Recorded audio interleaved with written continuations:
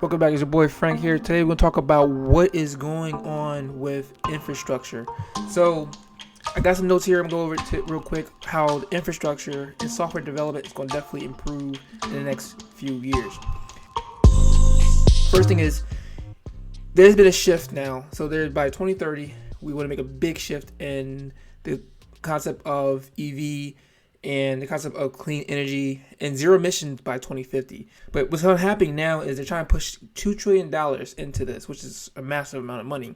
But that money's going to be used so that we can start changing our infrastructure and create an environment where, one, it's going to help with efficiency on energy.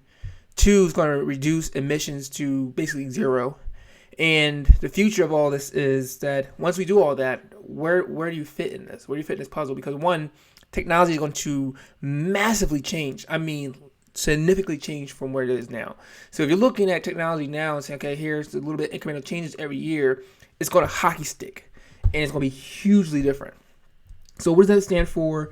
As a software engineer, software developer, you typically might be writing apps or writing code for some, system, something like that. What's going to happen is when that begins to become the main focus of where things are heading in technology and where things are heading in the entire field of infrastructure, you're going to realize that maybe you might want to make that shift.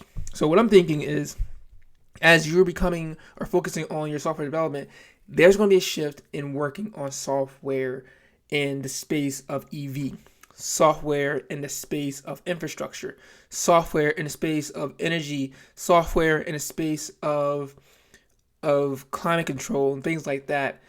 Why? Because that's where there's going to be a lot of funding, a lot of money going towards. I mean, based on everything I'm reading, that's definitely where everything's going to be shifting attention to. So if you're a software developer, software engineer, what I would probably say is start learning physics, start learning concepts of all these different things and how they work and how you can build tools and systems to help them out. One of the biggest things they want to do now is work on infrastructure.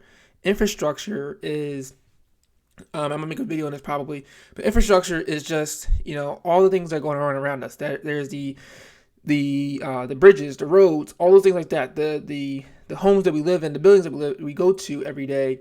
That is where things are done in the infrastructure. And if they change the infrastructure, they change everything. Here's my view on that.